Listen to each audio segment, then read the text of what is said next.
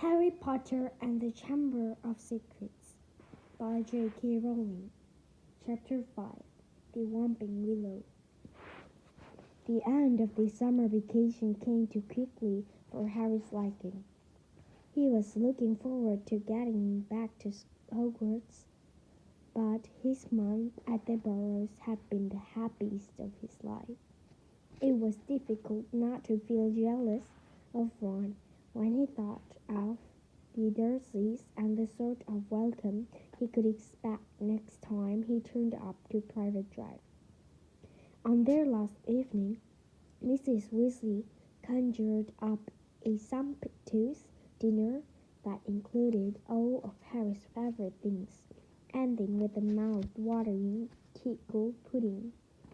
Fred and George rounded off the evening with the display of filibuster fireworks. They filled the kitchen with red and blue stars that bounced from the ceiling to wall for at least half an hour. Then it was time for a last mug of hot chocolate and bed.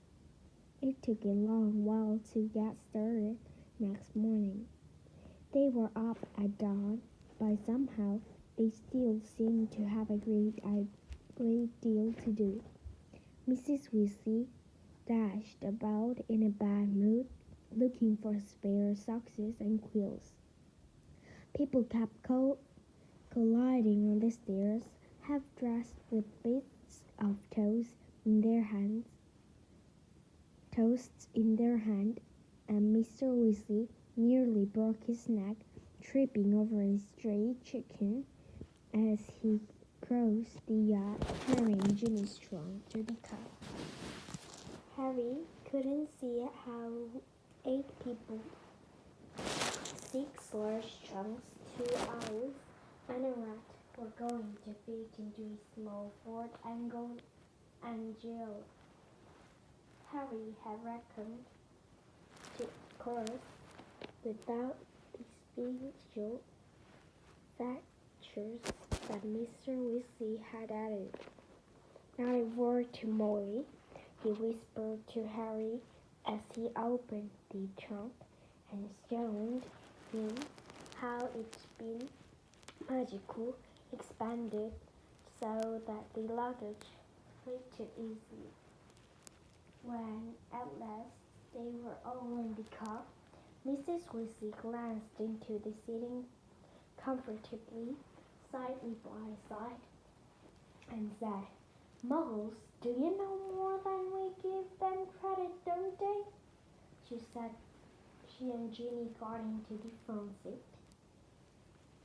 which had been stretched so that it resembled a park bench.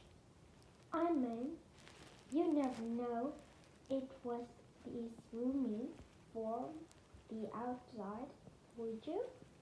Mr. Weasley stared to the engine, and they trundled out of the yard. Harry turning back for a last look at the house. He barely had time to wonder when he'd see it again. When they were back, George had forgotten his box of filibuster fireworks. 5 minutes after that, they secured to a house in the yard so that Fred could run in from the broomstick. They had almost reached the hallway when Ginny wished that she had left her diary. By the time she had clambered back into the car, they were running very late and tempers were running high.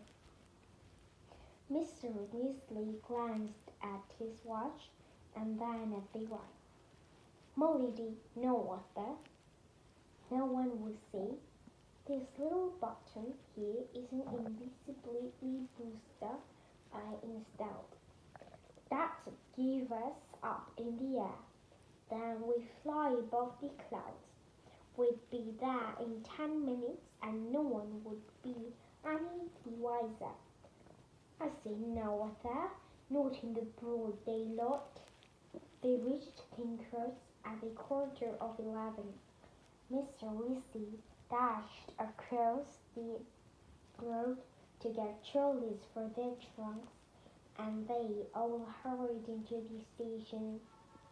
Harry had caught the Hogwarts Express the previous year. The tricky part was getting onto platform 93 coaches, which wasn't visible to the Muggle eye. What you had to do was walk through the solid barrier dividing platforms 9 and 10. You did not, but it had to be done carefully so that none of the Muggles noticed you vanishing. "Pussy first," said Mrs. Weasley, looking nervously at the clock overhead, which showed they had only 5 minutes to disappear casually through the barrier. Percy strode briskly forward and vanished. Mr. Weasley went next. Fred and George followed.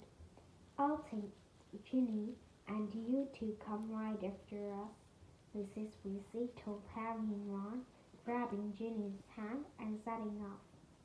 In the blink of an eye, they were gone. "Let's go together. We've only got a minute," Ron said to Harry.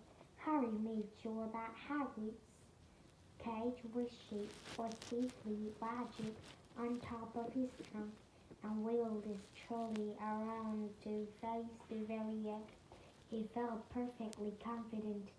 This was nearly as uncomfortable as using blue powder. Both of them bent low over the handles of the trolleys and walked purposefully toward the barrier, gathering speed. A few feet away from it, they broke into a running crash. Both trolleys hit the barrier and bounced backward. Ron's trunk fell off with a loud bump. Harry had knocked off his feet, and Hagrid's cage bounced under the shiny door, and she rolled away, shrieking indignantly. People all around them stared at a girl nearly yelled, "What in blazes do you think you're doing?" "Lost control of the trolley," Harry gasped, clutching his right as he dove. Ron ran to pick up Hagrid, who was causing such a sound that there was a lot of muttering about cruelty to animals from the surrounding crowd.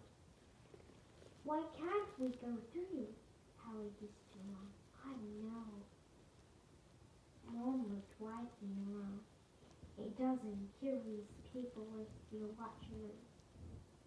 "We're going to miss the train," Ron whispered. "I don't understand why they think we're still south." Harry looked up at the giant clock, the big signal filling in the pit of his stomach. 10 seconds, 9 seconds. He wheeled the trolley forward cautiously until it was right against the barrier and pushed it all his might.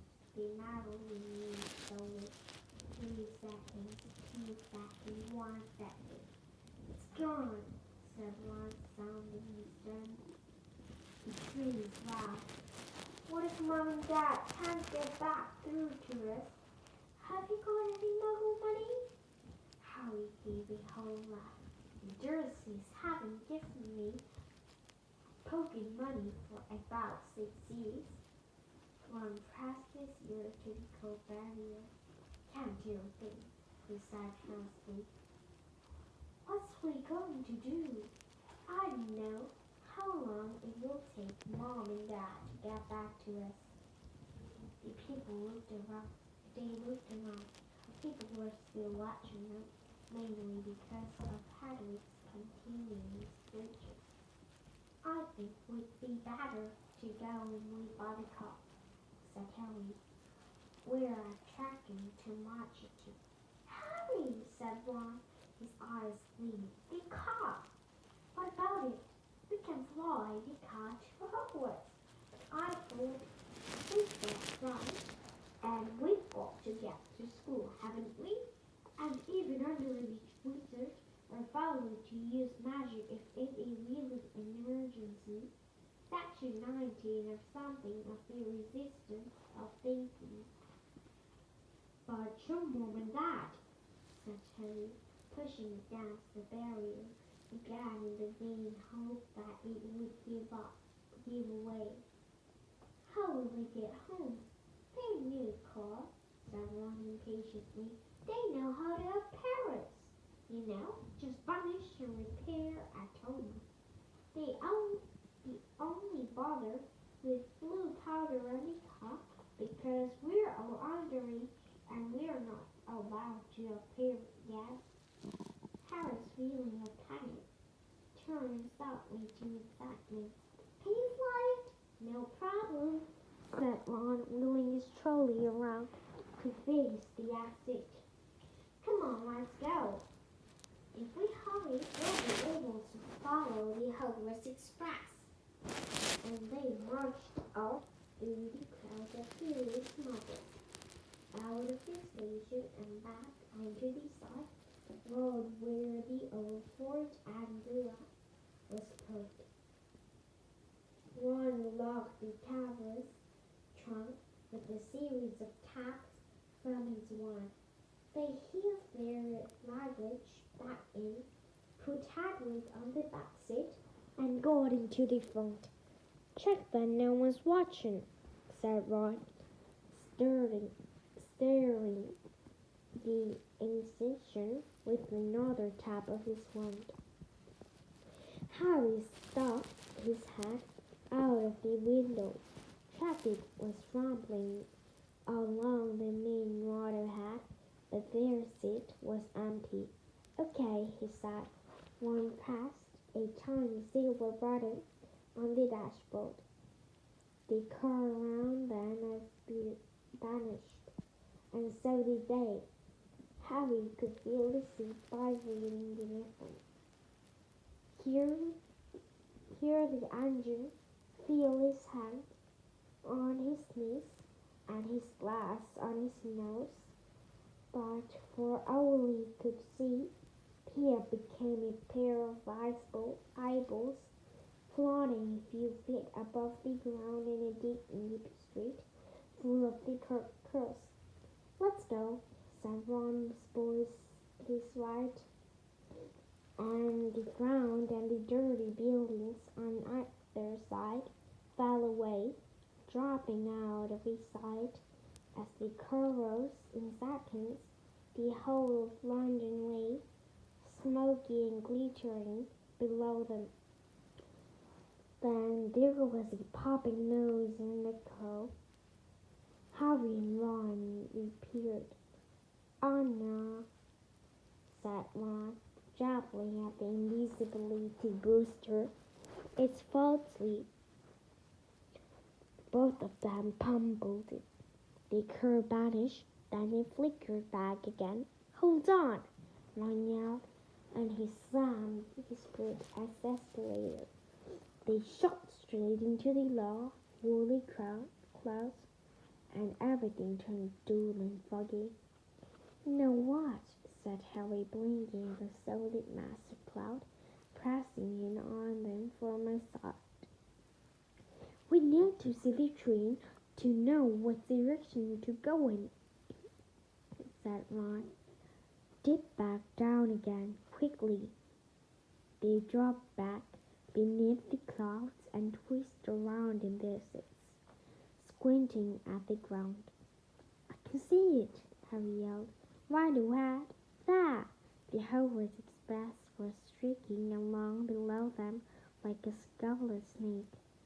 "Due north," said Ron, checking the compass on the dashboard. "Okay, we'll just have to check on it every half hour or so. Hold on." And they shot up through these clouds.